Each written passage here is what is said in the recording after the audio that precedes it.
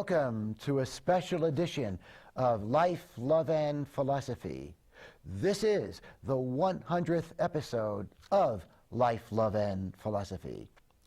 I've done important programs in the past on important themes such as wisdom, love, human life, human nature, friendship, solitude, heroism, and other themes.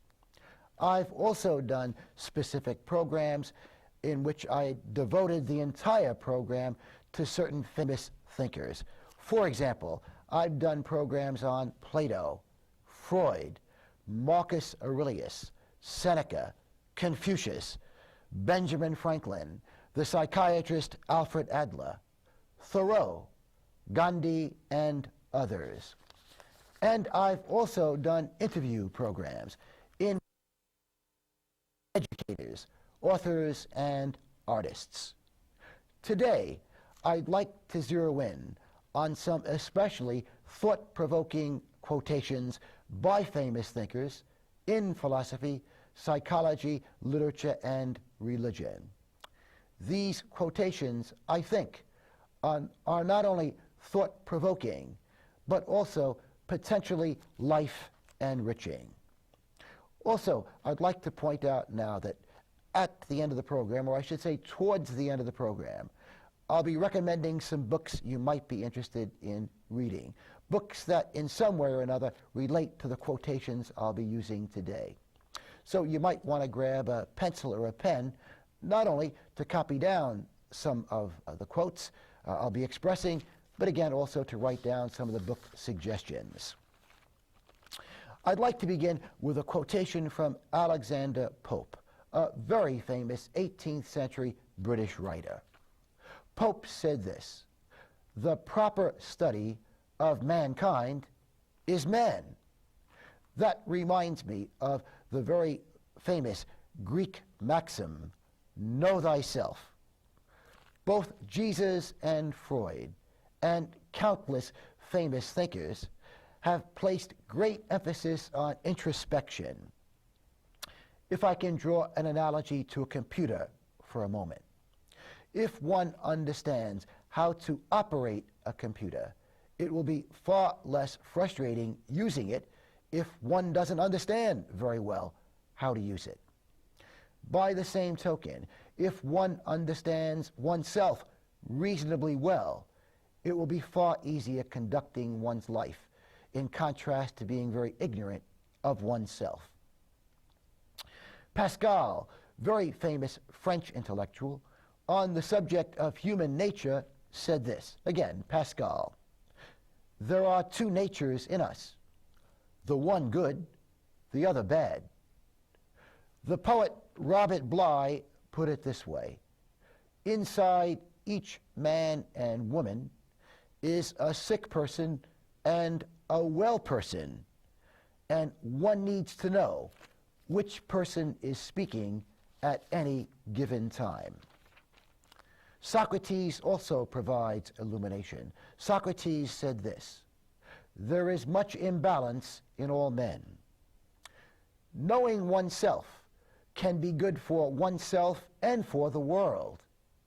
Knowing thyself can be good for oneself, in that self-knowledge helps one to better conduct one's life. And knowing oneself can be good for the world, because if one has a better understanding of oneself, one can have a greater understanding of the dark side of human nature, the negatives in human nature, and perhaps prevent ourselves from expressing that part of human nature in our everyday activity." Jesus, Buddha, and many other famous thinkers said that there is a real danger in people not being introspective. Again, a real danger in people not being introspective.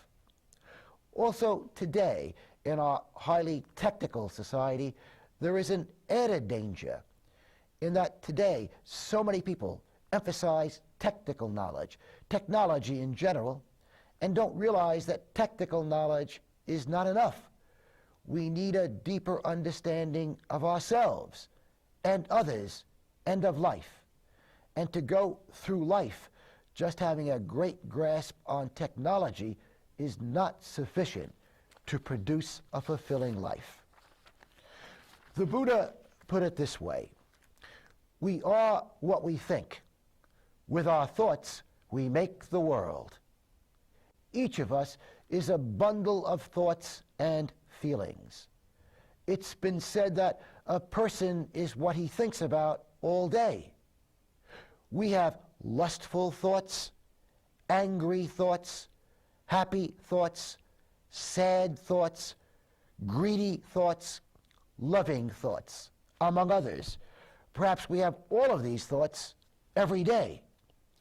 The Buddhists claim that taming the mind is the most important task of one's life. Taming the mind is the most important task of one's life. The Buddhists compare the mind to a drunken, crazed monkey cavorting about in a cage. The idea is that our mind is fickle in a certain sense. We easily move from one thought to another and often have difficulty focusing on a particular thought. Well, what does taming the mind involve? Taming the mind involves thinking about our thinking. The idea is, according to the Buddhists, that when we find ourselves thinking angry thoughts or sad thoughts or anxiety-producing thoughts, we should immediately recognize that this thought is anxiety-producing and try to find some antidote to that thought, some positive thought, so to speak. The Buddhists claim that, generally speaking, the best antidote to negative thoughts is compassion. That if we can think compassionate thoughts, that will often put our mind in a better frame, so to speak. Singer-composer Bob Dylan said something that I think very much relates to the Buddhist concept of compassion. Dylan said this. He said that when he was young, his grandmother, who had only one leg, gave him this advice. She said, "Bobby, be kind to everyone you will ever meet, because everybody's fighting a very hard battle." Greater self-knowledge, of course, can also produce greater knowledge of others and greater knowledge of life. So that if we reach a higher level of consciousness,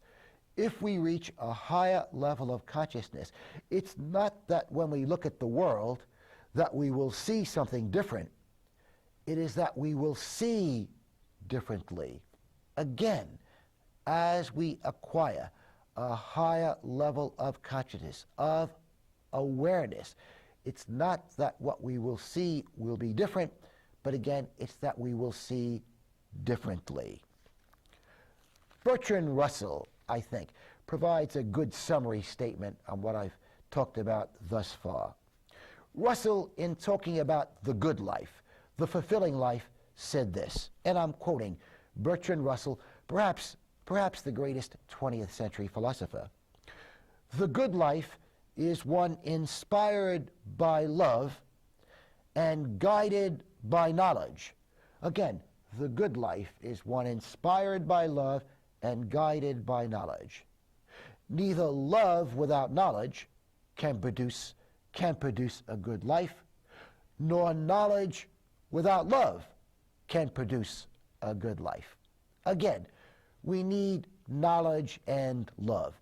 So that Bertrand Russell would claim that a professor who may have 2 PhDs, who is very knowledgeable, but in whose life there is very little or no love, will probably not be able to live a very fulfilling life.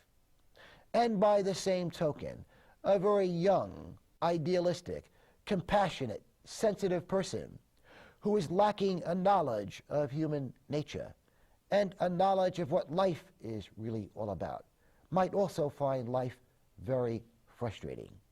And by the way, when Bertrand Russell says we need both knowledge and love to produce a fulfilling life, he's not talking about romantic love.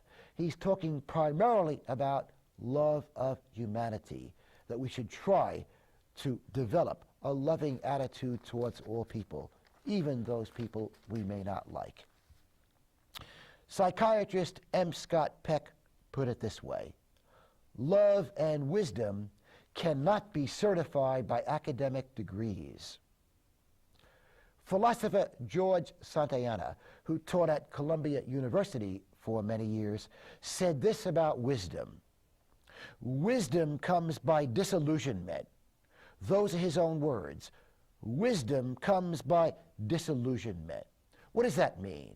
Well, Santayana believed we all have illusions. We all have mistaken ideas about various aspects of living.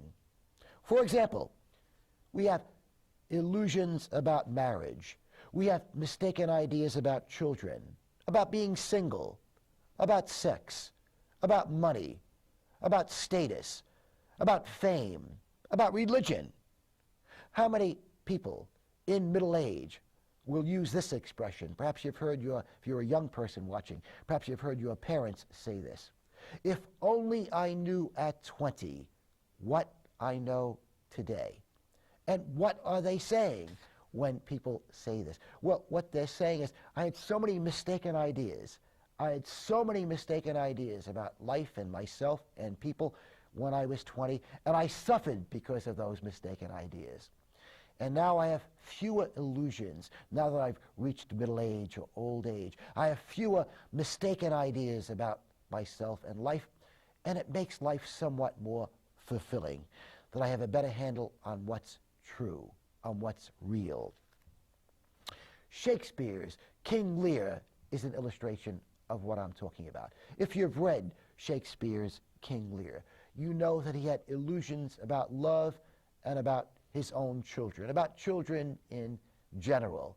And again, one of the lessons King Lear learns, a very painful lesson, is that he did have mistaken ideas about what it means to love people, and what it means to be loved by other people, and what it means to have a good relationship with one's children.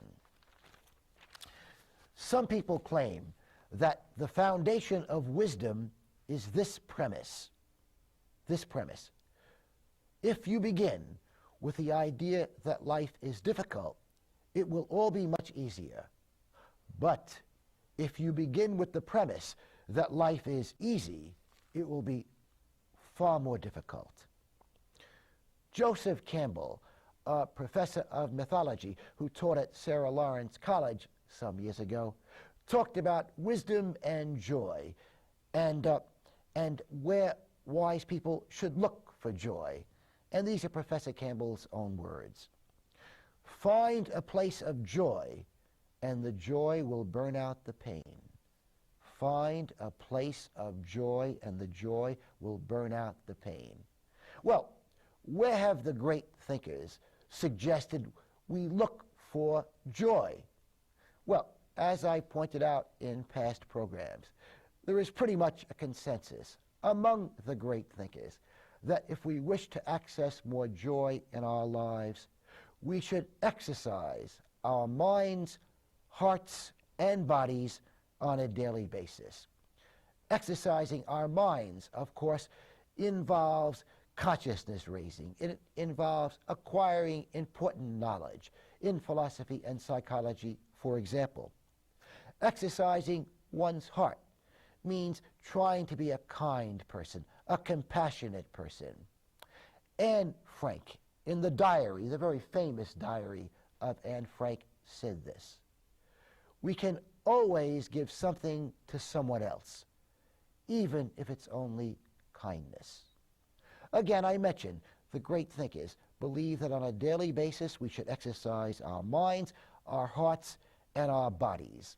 And of course, exercising one's body involves physical exercise. The great thinkers also agree that self-respect is the cornerstone of joy. Self-respect is the cornerstone of joy.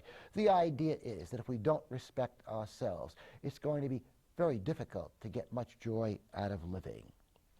Plato equated self-respect with virtue.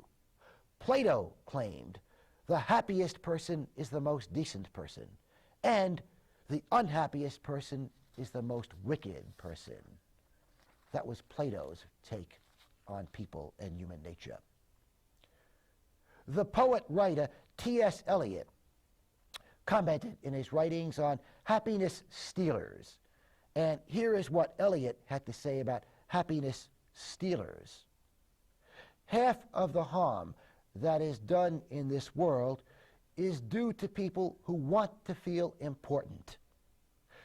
They are absorbed in the endless struggle to feel well about themselves. And I think when Eliot claims that so much of the harm that's done in the world is due to people's efforts to feel important, he's talking about people who try to feel important at other people's expense. People who are involved in the game of one-upmanship. I'm better than you. And if need be, they will try to humiliate us to try to prove how important they are. We have seen this one-upmanship so often in history. Whites playing the game of one-upmanship with black people. Men playing the game of one-upmanship with women. And so many religious groups playing the game of one-upmanship with Jews. And of course, heterosexual people with gay people. Gandhi said this about people humiliating other people. He said this, "It's always been a mystery to me how men can feel themselves honored by their humiliation of other human beings." Psychiatrist Alfred Adler did not find it a mystery. He said so often when human beings put down other people, humiliate other people, it's because they're trying to compensate for their feelings of inferiority. Alfred Adler believed the root of human psychology is the inferiority complex, that all people have some feelings of inferiority. And if we are going to live fulfilling lives, it's very important that we not deal with our feelings of inferiority at the expense of other people. My favorite prayer is a prayer composed by the theologian Reinhold Niebuhr. And I think this is a prayer that people of all religions can appreciate. Indeed, my guess is that even atheists and agnostics perhaps might be able to appreciate this prayer. Here it is. God, grant me the serenity to accept the things I cannot change, the courage to change what I can change, and the wisdom to know what can be changed and what can't be changed. The idea is that one of the common mistakes we all make in life is that we often try to make life work in a way in which it won't. And again, we have to have the wisdom to know that there are things about life we cannot change and must accept. The Danish philosopher Søren Kierkegaard claimed that no matter what path we take in life, it will be imperfect. That when we make decisions in life, we must realize there is no such thing as a perfect decision or a perfect path to take in life. Here are his own words, and they are somewhat amusing, but also, I think, illuminating. Again, the words of philosopher Søren Kierkegaard. If you marry, you will regret it. If you do not marry, you'll regret that also. If you laugh at the world's follies, you'll regret it. If you weep over the world's follies, you'll regret that too. If you believe a woman, you'll regret it. If you don't believe a woman, you'll also regret that. If you hang yourself, you'll regret it. If you don't hang yourself, you'll also regret that. Kierkegaard believed the most important human activity is decision-making. He claimed it is through the choices we make in life that we create ourselves and our lives. But then again, we must remember that in life there is no such thing as a perfect choice, no such thing as the perfect path. Whether you get married or not, your decision will involve difficulties. And also, your decision may also involve many happy, fulfilling moments in life. E.T. Gurney is a writer who has said some of the most perceptive and also funny things about human nature. And again, let me read you E.T. Gurney's take on human nature. People are unreasonable, illogical, and self-centered. Again, people are unreasonable, illogical, and self-centered. Love them anyway. If you do good, people will accuse you of having selfish motives. Do good anyway. If you are successful, you will win false friends and real enemies. Try to be successful anyway. The good you do will be forgotten tomorrow. Do it anyway. Honesty and frankness will make you vulnerable. Be frank and honest anyway. People favor the underdog, but chum up to the top dog. Fight for the underdog anyway. What you spend years building can be destroyed overnight. Build anyway. Give the world the best you have, and chances are you'll be kicked in the teeth. Give it anyway. Jesus claimed that we should not let the evil in the world infect us with evil. In Matthew 10, Jesus said this, "Be ye therefore wise as serpents, but harmless as doves." Again, Jesus believed we must be well aware of the evil around us. We must be well aware of the idea there is much evil in this world, but that nevertheless we should not use that as an excuse to be evil. Again, Jesus' words, be ye therefore wise as serpents, but harmless as doves. There is a danger, of course, that we will become too cynical. The great thinkers claim there are two natures in us, one bad, but the other good. Yes, we are capable of aggression, but we are also capable of compassion and kindness. Just recently, an Israeli writer has written a book about the Holocaust, a book honoring non-Jews who helped save the lives of countless Jews in the countries the Nazis had taken over. He tells the story of one priest who protected 3 Jewish boys.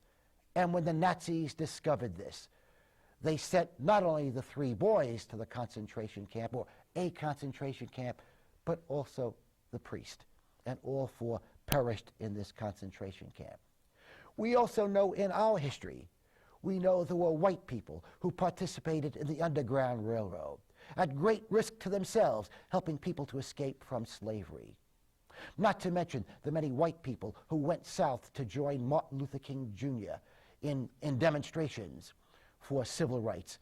And we know that many of these white people, at least some of these white people were killed by Southern bigots. The human race has produced Hitler, Stalin, and Saddam Hussein, among others. But the human race has also produced Gandhi, Mother Teresa, and Martin Luther King Jr. So we must remember that while there is cause for some cynicism, that there is much evil in the world, also there is a positive aspect to human nature, and we human beings are capable of enormous good and enormous goodwill. Rabbi Joshua Heschel provides, I think, a good summary of so much of what I've talked about today in this 100th episode of Life, Love, and Philosophy. Rabbi Heschel provides a kind of critique of Shakespeare's Hamlet. You recall Hamlet's to be or not to be soliloquy. Well, Rabbi Heschel says this, and I'm quoting him. To be or not to be is not the question, but rather the question is how to be and how not to be. I would be remiss in this, again, 100th episode of Life, Love, and Philosophy if I did not give special thanks to certain people who have played an enormous role in making this program possible. First, I would like to thank my director and technical advisor and young friend, Jason Recevuto. Jason has directed all 100 episodes of this program. You know, one of the chief causes of happiness in life is being around genuinely decent, kind people. Jason Recevuto is one of those people. I would also like to thank many people here at CTV who have provided encouragement and support. Among these people, Joel Bibula, Eileen Hanlon, Matt Pantalino, Terry Converse, Peach Haddock, George Stern, Anna Tomasino, and Darlene Johnson and Jamie Hickson, whose friendly, kind faces greet me when I show up here at the CTV studios to tape my program. Again, I thank all of you. As usual, I would like to end with a quotation from Henry David Thoreau. And before I do, I want to apologize for not getting to those book recommendations. I promise you in the future, I will do an entire program on book recommendations. You can find some of them on my website, by the way, www.lifeloveandphilosophy.com. Again, ending with Thoreau's famous quote. Thoreau said that we are all artists. Here are his own words. To affect the quality of the day, that is the highest of arts.